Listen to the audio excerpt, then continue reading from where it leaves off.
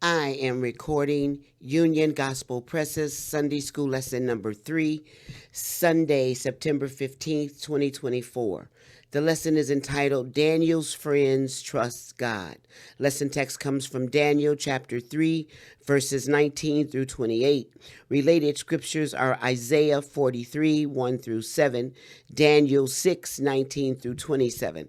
The place is Babylon. The time is about 587 BC. Living in 21st century America, it is difficult, if not impossible, to comprehend the power possessed by Nebuchadnezzar. He had, in effect, unlimited power. His desires were always fulfilled, his enemies were always killed, and his authority was never questioned. He was a brutal man living in a culture that often regarded human life as insignificant. No one argued with Nebuchadnezzar or disputed his orders. The Babylonian army likewise was ruthless. They inspired fear in the surrounding nations when they approached.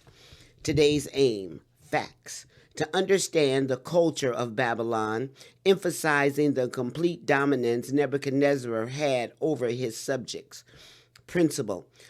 To explain and illustrate Shadrach, Meshach, and Abednego's total dependence on God. Application. To challenge each student to realize that the God who delivered the three young men from the furnace can likewise deliver them from distressing circumstances.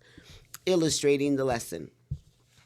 Whenever we find ourselves in difficult circumstances, we can be confident that the Lord is with us, just as he was with the three Hebrews.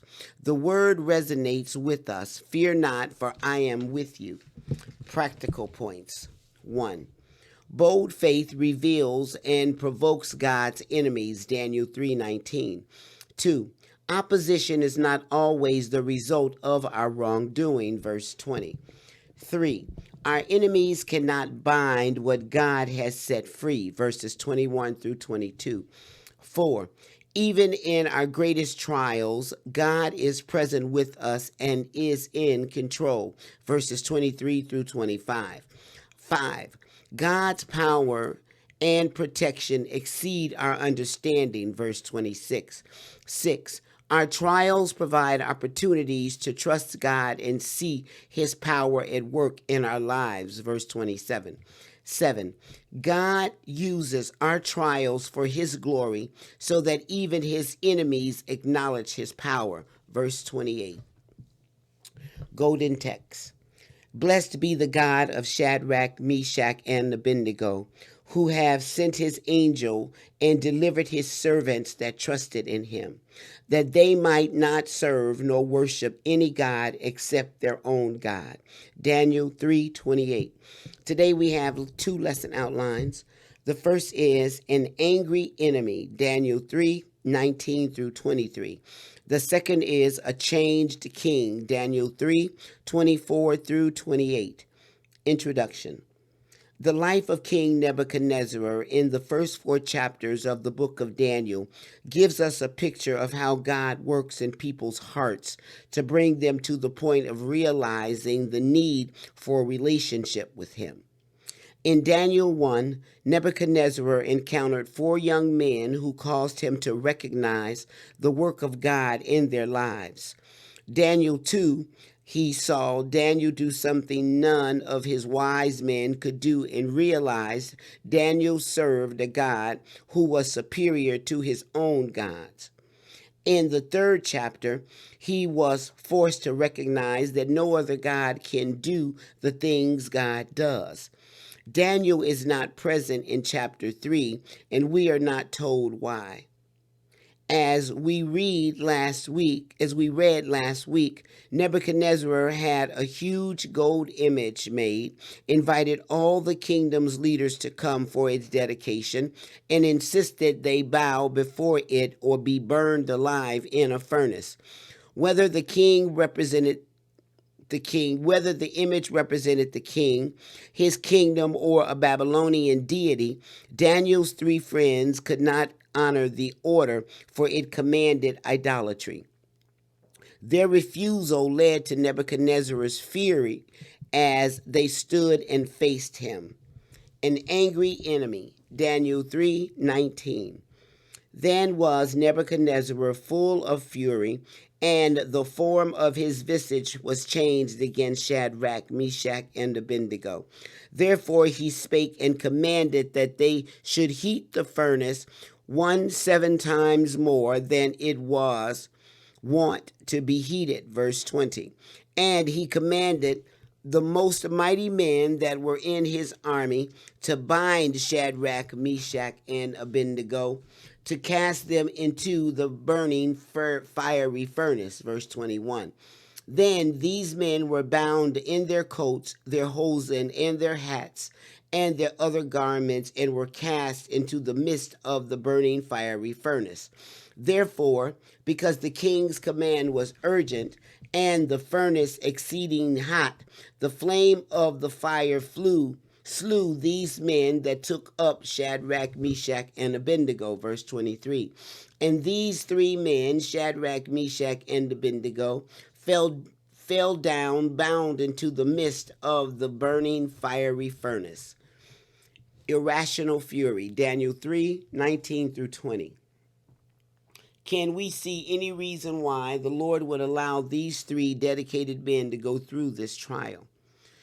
The devil tempts us to destroy our faith, but God tests us to develop our faith, because a faith that can't be tested can't be trusted. False faith withers in times of trial, but true faith takes deeper root, grows, and brings glory to God. This explains why God permitted the 3 Hebrew men to be tested and then thrown into the fiery furnace. Nebuchadnezzar was furious with these men over their refusal to worship the image. But when they were brought to him, and he heard their determination to stay true to God and trust him to deliver them from the fire, he became even more enraged. Even his face was distorted by his rage. This was followed by a completely irrational order to heat the furnace 7 times hotter than normal. This was probably a proverbial expression meaning to make it as hot as possible. Nebuchadnezzar's pride caused this ridiculous outburst. As king over the mighty Babylonian Empire, he demanded to be respected and honored. To have someone defy him was more than he could take. Pride has this kind of effect on people. When they are thwarted in any way, they will lash out at those they see as hindering them. We see this in the dog-eat-dog world of politics, entertainment, and our personal lives. If Nebuchadnezzar had been rational in his thinking, he would have realized that making a furnace much hotter would serve only to bring a more rapid release from the pain of burning instead of prolonging the agony. A cooler furnace would be more effective in its torture. But the king commanded some of his mighty military men to bind the 3 Israelites and toss them into the fiery furnace. Unexpected deaths. Daniel 3:21 through 22. The expression given is that everything was done as quickly as possible. Some have suggested that the king left the 3 men fully clothed for the flames to be more effective in burning their bodies. But more likely, he was so angry that he had everything done immediately. The text may also include this detail because their clothing later gives evidence of the completeness of God's miraculous work. Verse 27. It was the right of any Babylonian king to order and carry out whatever he wished. History tells us that Babylonian monarchs were absolutely sovereign in their kingdoms. Once those kings issued an order, it could not be changed, and no one dared to defy it. Nebuchadnezzar's authority was later described by Daniel to Belshazzar.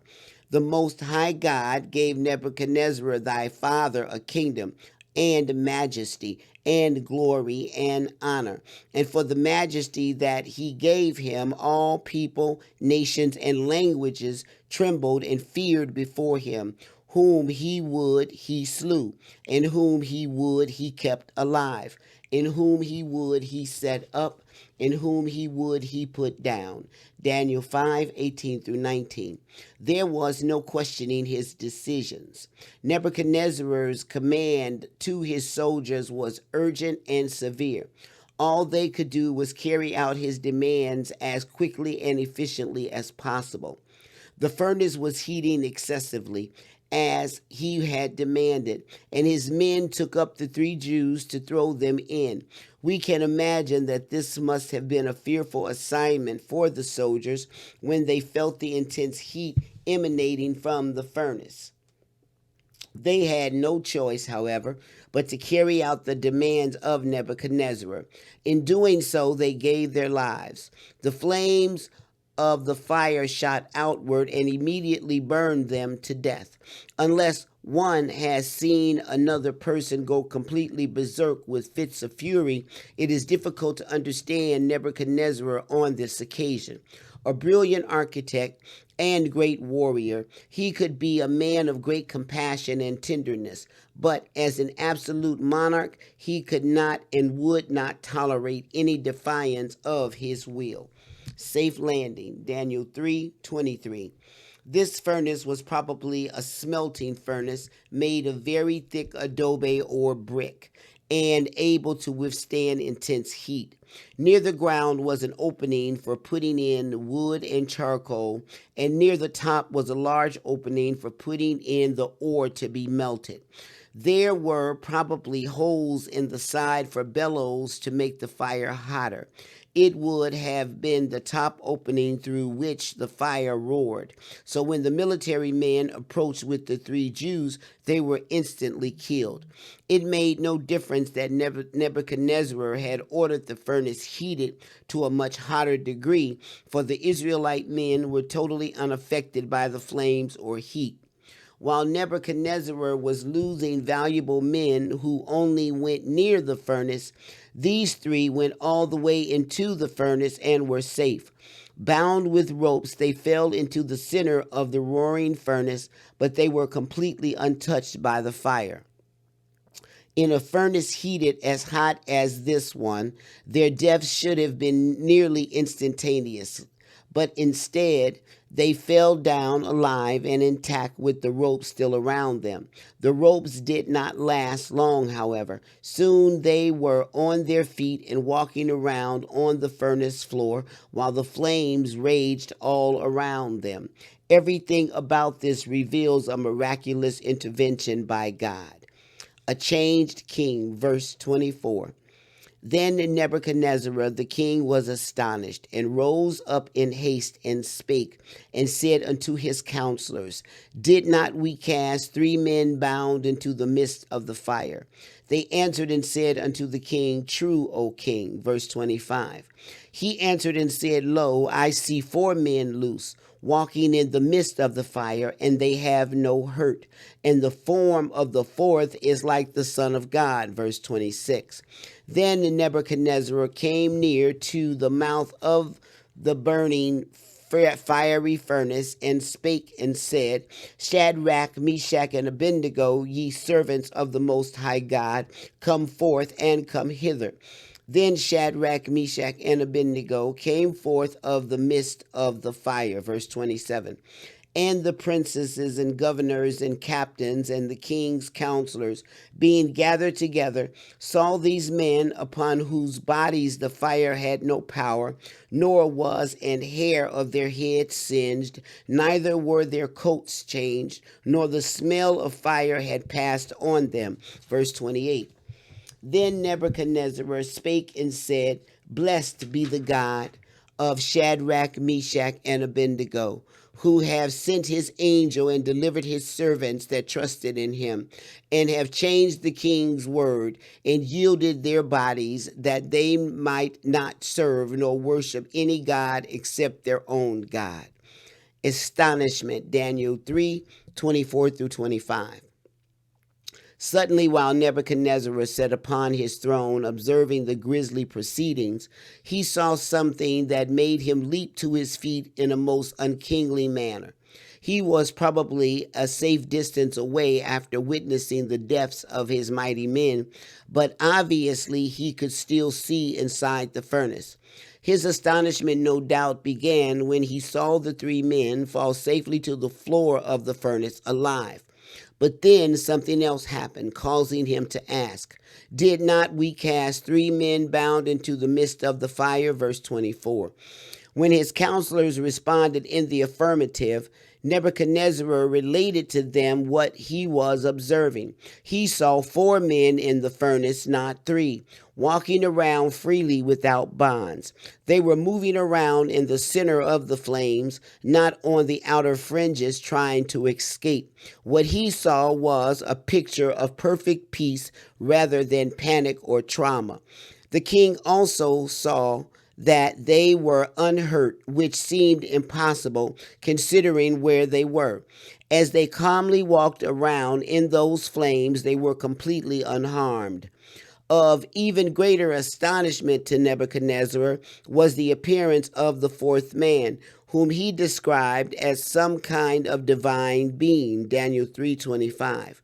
His comment, "The form of the fourth is like the Son of God," indicates recognition of someone supernatural. Although it cannot be proved from the text, there is some reason to believe this was a pre-incarnate appearance of Christ. Being the polytheistic pagan that he was, Nebuchadnezzar probably did not have this in mind. However, the king's words can also be translated a son of the gods, and this rendering seems to fit better with his beliefs. Nevertheless, he knew he was witnessing someone supernatural and distinct from the condemned men. Protection. Daniel 3:26 through 27. As Nebuchadnezzar stepped nearer to the opening of the furnace, he called out to the three, "Shadrach, Meshach, and Abednego, ye servants of the Most High God, come forth." Verse 26. He used their Babylonian names, but this did not seem to bother them. The amazing part of Nebuchadnezzar's statement was his reference to them as the servants of the Most High God. This was a totally new attitude, one not evident in his earlier question at the end of verse 15. This time, the three Jews obeyed him instantly. The mysterious fourth person disappeared just as quickly as he had appeared, so only three men stepped into Nebuchadnezzar's presence. They certainly had no reason to fear him. The title Most High God refers to the Lord in terms of his strength and sovereignty. It is used numerous times in Daniel, but for Nebuchadnezzar to use it is most surprising. Clearly, God's might had impressed him and had perhaps begun to change him. As the king's important leaders gathered around the young men, they observed how the men had been miraculously preserved. Now we see why the text made a point earlier in mentioning that they were thrown into the furnace fully clothed, because every article of clothing was still in place and unaffected by the fire. In fact, their hair had not been singed, and the smell of smoke was not on them.